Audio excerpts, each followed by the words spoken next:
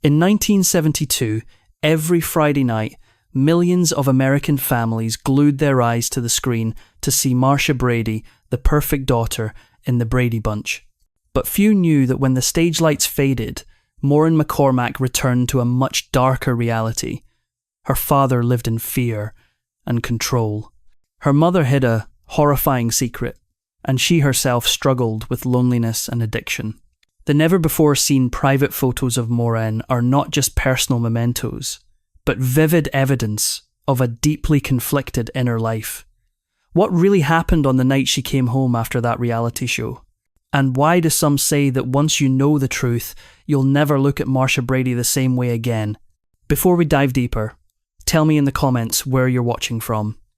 Grab yourself a warm drink, maybe a cup of tea or just water, and sit back as we begin this journey together. Maureen McCormick was born on August 5th, 1956, and grew up in California's San Fernando Valley. The youngest of 4 children, she was raised by her parents, Irene and Richard McCormick, in a loving home filled with both warmth and high expectations. At just 6 years old, Maureen got her first taste of show business when she entered the San Fernando Valley beauty pageant. Not only did she win, but she also caught the attention of a talent manager who saw something special in the little girl. A natural confidence, charm, and presence in front of the camera. He would become the one to lay the foundation for her future career as a star.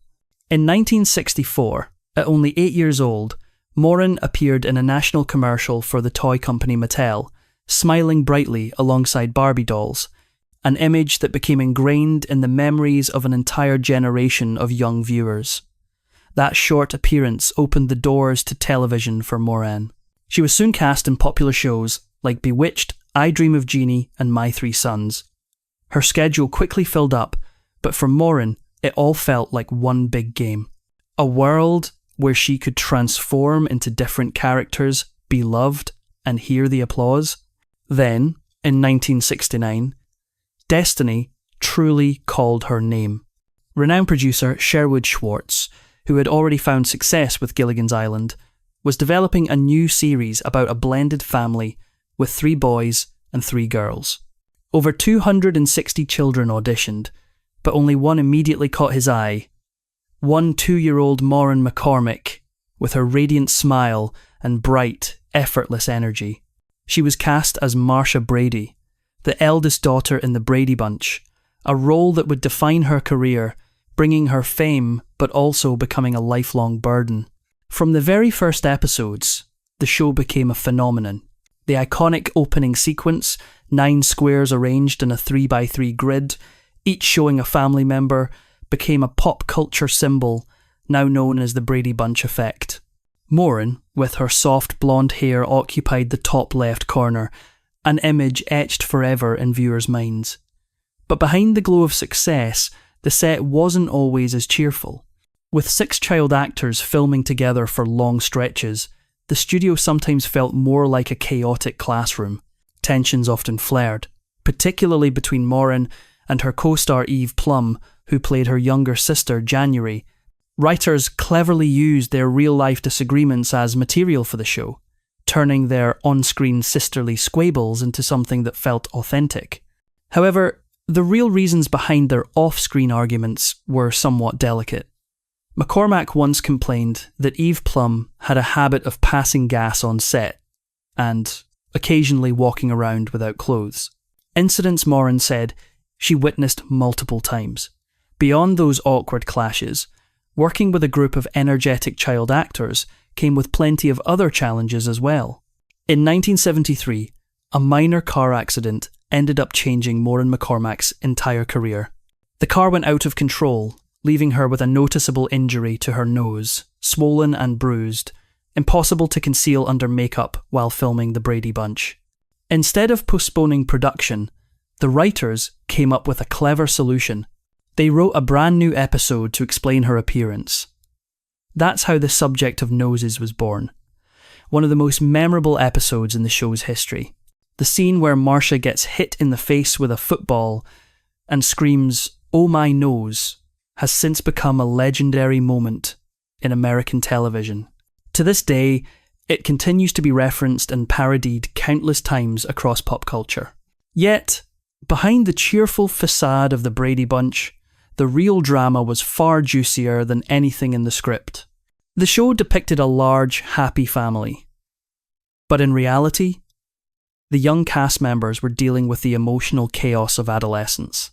Maureen, the girl who played the picture-perfect Marcia Brady, began developing feelings for Barry Williams, who played her on-screen brother, Greg. Both later admitted they had a crush on each other, and the tension between them was hard to hide. One day, when the two were alone in Barry's dressing room, the atmosphere turned unexpectedly charged, until a sudden knock on the door shattered the moment like a bubble. Things got even more complicated when Barry later confessed that he also had a crush on Florence Henderson, the actress who played their on-screen stepmother.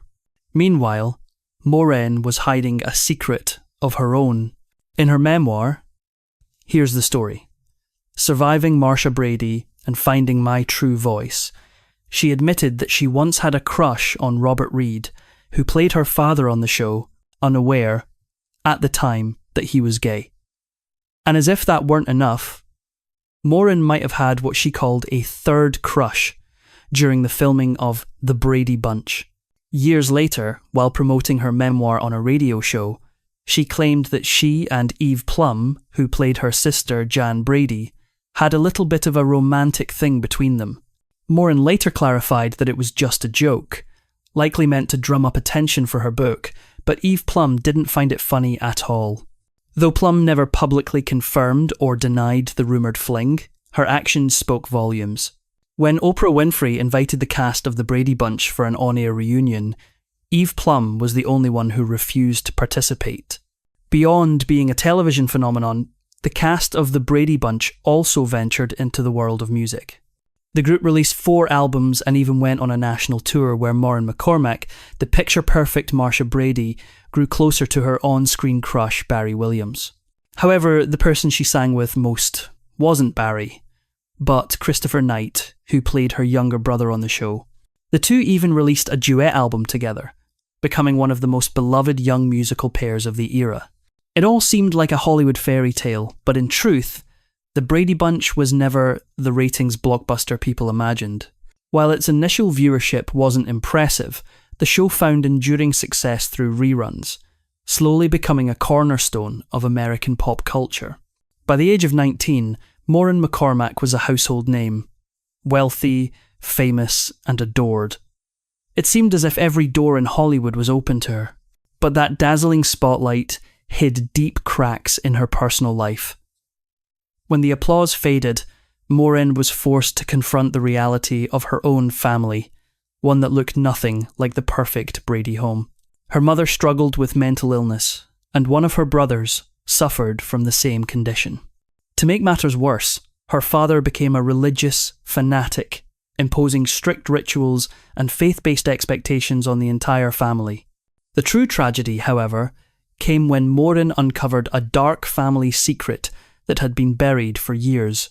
Her grandmother had once been committed to a psychiatric institution after contracting syphilis, a disease that caused her to lose control and in her despair unknowingly pass it on to her daughter, Maureen's mother. Learning this truth was like a blade cutting through Maureen's soul, shattering the image of the perfect family she once believed in. Unable to bear the pressure between her TV life and her real one, Maureen spiralled into a world of parties, drugs, and reckless escapism. It was her way of numbing the pain, but it also marked the gradual collapse of the Marcia Brady image that had made her famous. During this wild party phase, Maureen McCormick engaged in increasingly dangerous behaviour, which led to devastating consequences. Between the ages of 18 and 20, she underwent 3 abortions, a painful series of decisions that she later described as the result of reckless living and complete loss of control. "I lived like there was no tomorrow," she wrote in her memoir. "Drugs made me believe everything was fine until I couldn't even recognise myself anymore." One morning, after days of non-stop partying, Maureen woke up dazed and remembered she had an appointment with Steven Spielberg, who was casting for Raiders of the Lost Ark. She showed up in terrible shape, dark circles under her eyes, no sleep for days, barely coherent. Spielberg looked at her, then quietly handed her an orange, as if silently telling her to get back to reality. Maureen didn't get the part, and that golden opportunity slipped away, swallowed by her addiction. Rumour has it that a Hollywood producer once told her coldly, "You'll never work in this town again." Yet, Maureen refused to give up. Branded as a fallen former star, she still fought to return to television, landing small guest roles in Happy Days, Donnie and Marie, The Love Boat, and Fantasy Island. Deep down, though, she longed for a serious, dramatic role, something to prove she was more than Marcia Brady. When the chance came to audition for Midnight Express, the intense drama about drug trafficking in a Turkish prison, she poured her heart into it. But the director could only see Marcia Brady, not the hardened drug smuggler the script demanded. Maureen was rejected, and that rejection broke what little confidence she had left. She later said, "It felt like the final nail in the coffin of my serious acting career." In 1981, Maureen McCormick returned to the role that had made her famous in The Brady Girls Get Married. But this time, Marcia Brady was no longer the bright, carefree girl America had adored, and the actress playing her was no longer the innocent child she once was. McCormick was still battling drug addiction, trying to appear stable while her mind was in complete chaos. When she failed to show up on set for just one day, the entire crew panicked.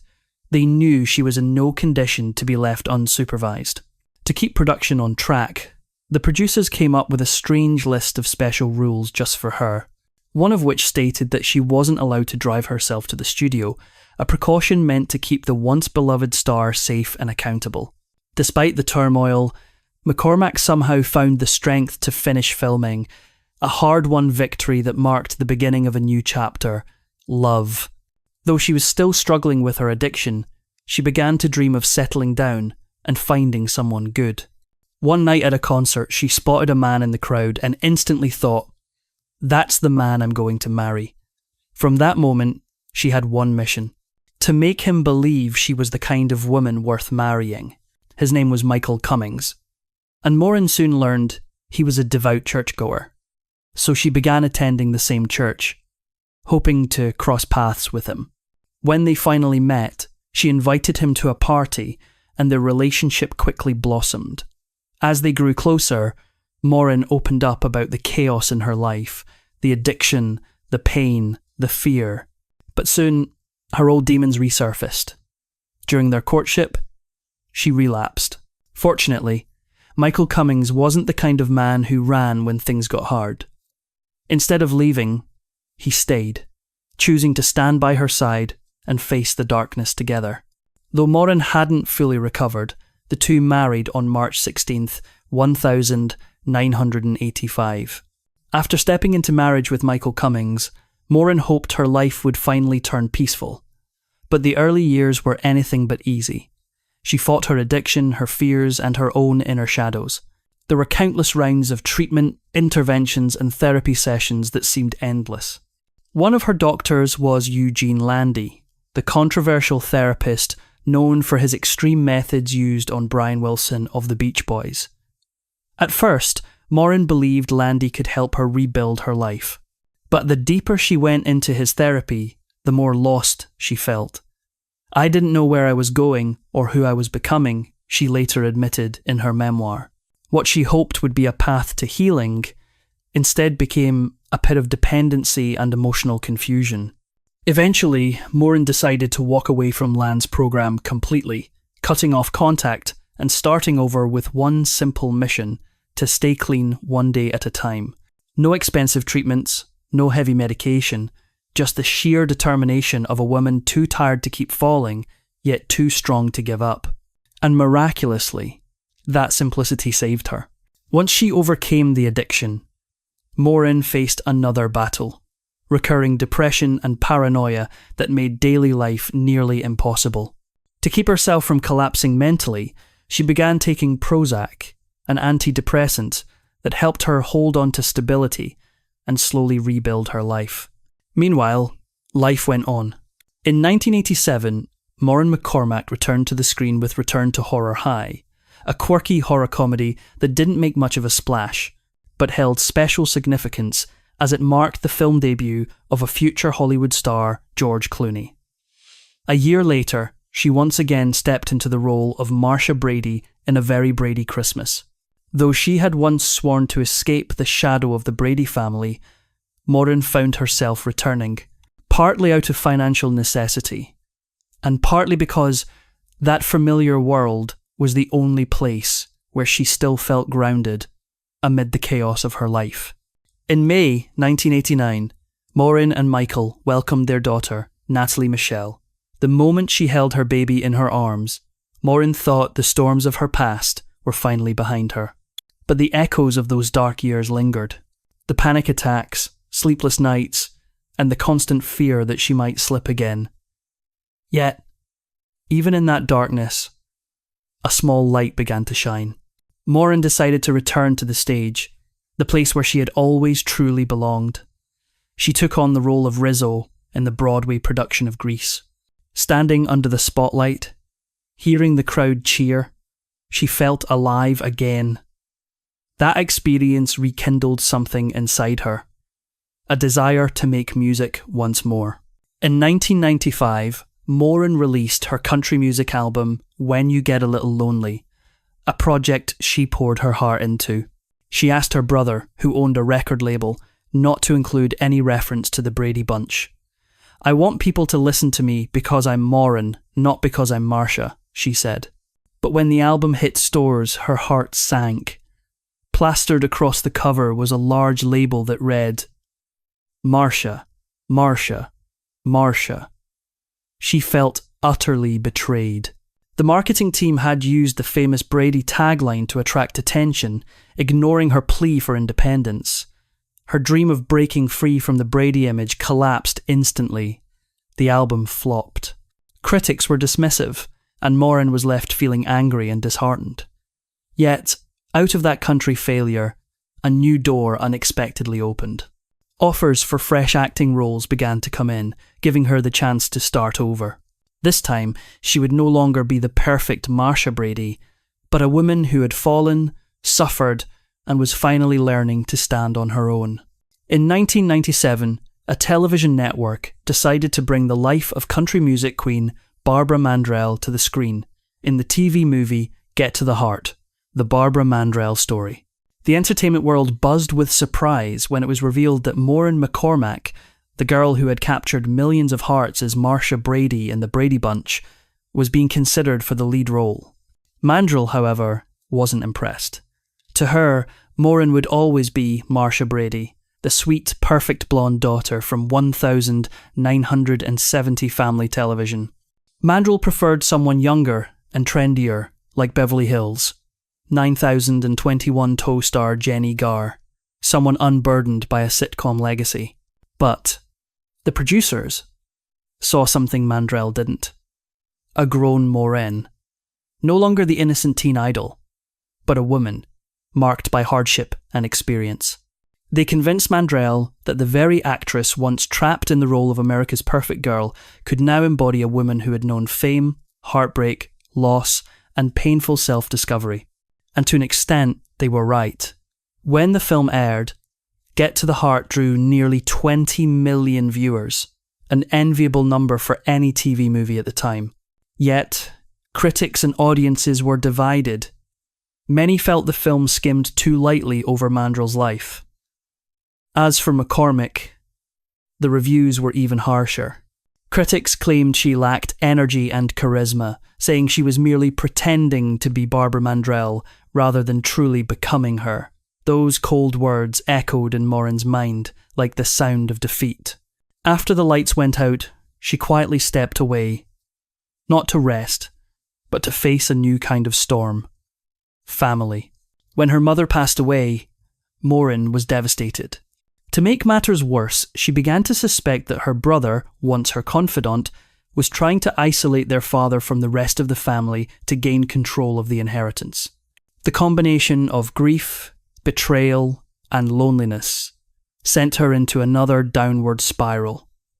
She gained weight, battled depression, and often failed to recognise the woman staring back at her in the mirror. But instead of hiding, Maureen chose to step into a different kind of spotlight. She joined the reality show Celebrity Fit Club, where celebrities competed to lose weight and regain confidence. Few expected much, but Maureen not only succeeded, she broke the show's record, losing nearly 23% of her body weight. Seeing her sweat, smile, and stand proudly on the scale as the audience cheered was a powerful symbol of her rebirth. Following Celebrity Fit Club, she went on to appear in Gone Country and Outsiders Inn, where she tried her hand at running a small inn in Tennessee. Viewers once again saw the Maureen they had loved decades earlier. Funny, warm, and authentic. But this time, there was no trace of Marcia Brady. In 2015, Maureen McCormick once again surprised audiences by joining I'm a Celebrity, Get Me Out of Here, the grueling reality show where stars must survive in the Australian jungle with no luxuries, no makeup, and no script. Amid the rain, insects, and exhaustion, she stunned her fellow contestants by revealing an unexpected story. She once dated Michael Jackson. Viewers expected a sensational revelation, but Maureen simply smiled and said, "We just held hands and kissed on the cheek." The story evaporated as quickly as it arrived. Yet, that moment revealed something important. Maureen no longer needed shock value to capture attention. During the show, she bonded with Australian comedian Joel Cray. After filming ended, they reunited in Los Angeles for a wild night out. But when Maureen returned home, her husband, Michael Cummings, was furious. He feared that the woman who had once battled addiction might relapse. Out of love and concern, he forbade her from seeing her showbiz friends again, as if protecting her from the temptations of her former life. Still, anyone who has ever been an artist knows the spotlight is hard to walk away from. McCormick soon returned to television through nostalgia-driven shows like Dancing with the Stars and A Very Brady Renovation, where she and the original cast helped restore the iconic Brady Bunch house. And once again, audiences erupted with joy the moment she appeared. Marcia, Marcia, Marcia. Perhaps it was destiny. Maureen McCormick may change her looks, try dozens of new roles, and live through endless transformations. But the image of Marcia Brady will forever remain inseparable from her legacy. In one interview, she reflected, "It took me years to stop hating the name Marcia Brady. Now I just feel grateful because without her there wouldn't be me today." From a teen idol trapped in perfection to a woman brave enough to face failure, Maureen McCormick proved that no one is forever defined by their past. She is no longer just a Brady girl. She is living proof of the strength it takes to rise again, even when the world believes you never will.